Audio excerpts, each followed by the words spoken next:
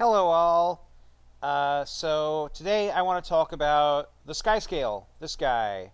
The Skyscale is the newest mount that was added to Guild Wars 2, obviously. And some of you who might be coming into this video are kind of out of the loop, and you're like, "What do I do about the Skyscale? What can it do? Why do I want to get it? And why is it so dang hard to unlock?" Well, the Skyscale is kind of interesting in that it specializes in horizontal aerial movement, allowing it to do things the Springer cannot, such as get up on top of this airship very effortlessly. Now, there are ways using abilities, such as the Bond of Faith, to get up here. Also, he has this cool area of effect that acts as a combo field with fire. But, like, let's say I'm on the Springer, as a good example, and I want to get up on that airship. I'm going to have to jump, and then use Bond of Faith, and then maybe Griffin? To awkwardly get up to the top. So it's a bit finicky, and it's not perfect. You couldn't just smoothly get up there. So that is literally what it's for, and its only real use in moving throughout the world, because the other mounts in combination can do similar things. But it's trying to fill a niche. So, like, you know how similarly the roller beetle is basically really, really fast land. The Griffin is really, really fast air. The Raptor is really fast at straight line jumps, whereas the I can't remember the Jackal's name, is able to jump around and do edges and corners, and it can turn really hard while it's doing its speed boosts. So it's just filling a different niche for aerial movement, which wasn't filled, which is horizontal and vertical climb. Plus, he can do straight sheer cliff climb, where a Springer would need to find purchase, like an area to put his feet down to recharge. This guy can charge right off the side like that to climb. My only real complaint with it is that the charge you get from using a bit of your adrenaline here, or whatever they call it, a bit of your energy, we'll call it energy because they call it energy, it doesn't fully charge the green juice bar, which again, they don't really have a word for that, so we're just calling it flight juice. That seems to be the mannerism everybody's agreed to call it. See, it only charges that much. That's about 75%. And then, yeah.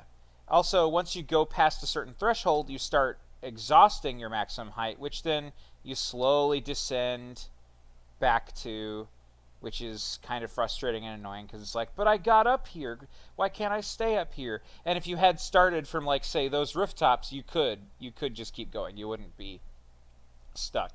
But again, there's a lot of invisible walls you're going to run into in the world because of this. One more use, which I'm going to demonstrate here, is these rifts you can fly into. They're conveniently placed around the world at different points. You open them up, and it creates a bunch of these unbound magic for you to fly through, or whatever kind of magic it is, and that lets you get to a higher point. So, yeah. And that's about it. That's what you can do with it. So, that being said, the most interesting thing I think about the Skyscale is how difficult it is to achieve, which makes it more of a status symbol than an actually useful mount you're going to want to use to get around the world, because, I mean, what you're seeing right here, this is its maximum flight speed. This is as fast as it goes. It never goes any faster than this. Compare that to, say, the Griffin, which is like a jet airliner. It's just way faster. Can go even faster than that. So, yeah, it's tremendously much faster and a lot easier to unlock. Granted, you have to beat the Path of Fire storyline, but yeah, definitely just feels easier all around. So let's talk about how to unlock it, because again, that is very interesting. Now, I offer no support at all for the first Season 4 map, because when I got the mount unlocked, I already had 250 currency, because I'd done events on it, I guess, at some point over time, and done a lot of metas, and I never bothered spending the local currency on, like, minis and skins and stuff. So it was just sitting there in my bank ready to be used. So I offer no advice other than, I guess, do hearts and metas. Now, for Sandswept Isles, which is what we're on right now, I did a lot of gathering, obviously, but I also did this bird's nest one, where you collect these bird nest eggs, and essentially you just grab them, and then you take them to a basket, and just did that over and over and over again on many characters. And I recommend starting to do this now, to save up difluorite crystals. And I've done difluorite crystal farm before. It's taken weeks because I didn't bother doing hearts, but I definitely recommend adding hearts into the mix. There's another heart to the south I did also on my characters over and over again, which is over here in this vicinity. It actually has a waypoint, and you just kill a bunch of inquest, and it gives you the heart. So it's pretty easy. This also was the first time in the game I've ever encountered issues where other players start stealing your kills or stealing things from you, and it becomes competitive, and that doesn't normally happen in Guild Wars. That's not a thing where players actually end up competing against each other for those finite resources of spawning enemies, or in an even more extreme case, fish, which I'll get to in a second. Moving on to what I did for, let's see, where is this? This is going to be Domain of Corna. So Domain of Corna is the next map. This one I found to be the easiest one to do because of the meta event, which gives you like a ton of stuff at the very end of it. And also, one thing I have noticed that players keep forgetting about is once you charge in there and you do the whole, Gandhara Moon Fortress thing, there's an item that shows up in your inventory, so you got to find it. It's a key card. Double click on the key card, and then that grants you access to a room with about 5 or 6 more crystals or whatever it is you're supposed to gather in this map. I don't remember the name of the resource. But yeah, so that is really handy, and just don't forget the key card.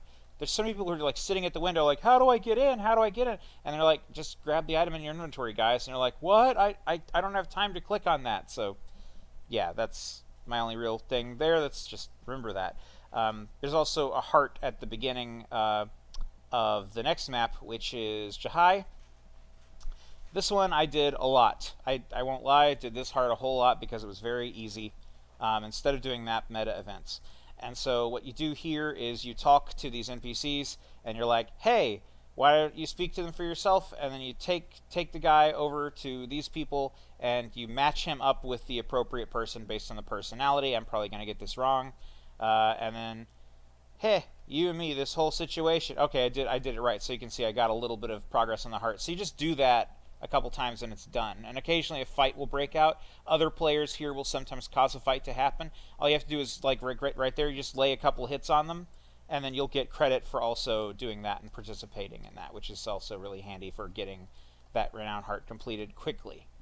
And then, yeah, just like with the other hearts, you just pay with karma, and you get 5 of the resource, which is great. So moving on to the next map.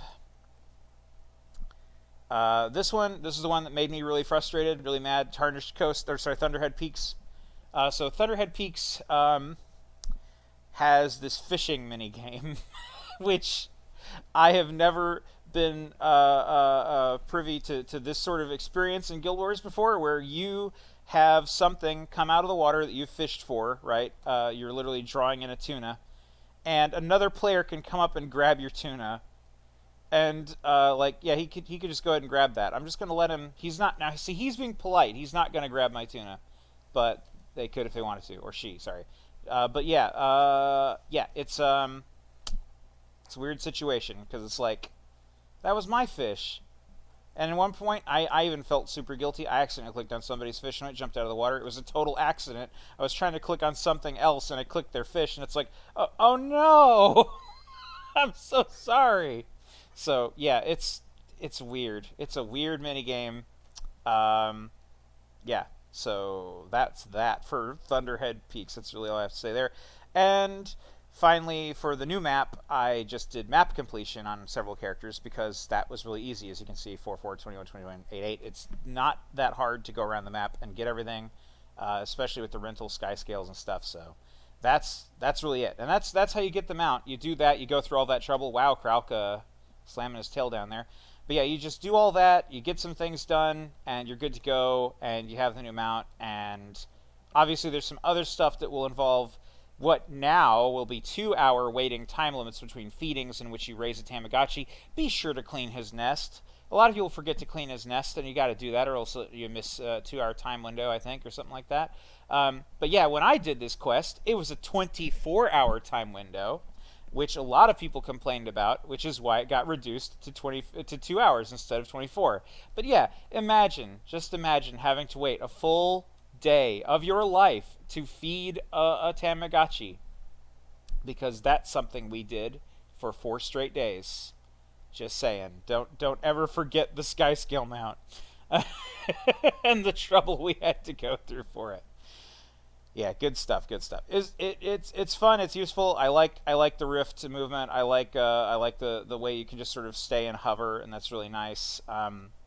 Don't really like the red part of the bar decreasing, and I wish it would fully charge the flight juice when I clutch onto the side of a cliff and then use it to boost me up. But aside from those few complaints, it's a pretty good mount. It is going to be, I think, upsetting for a lot of people given the amount of difficulty there is in unlocking it, given that it's not really a fast mount, it's just a really precise mount.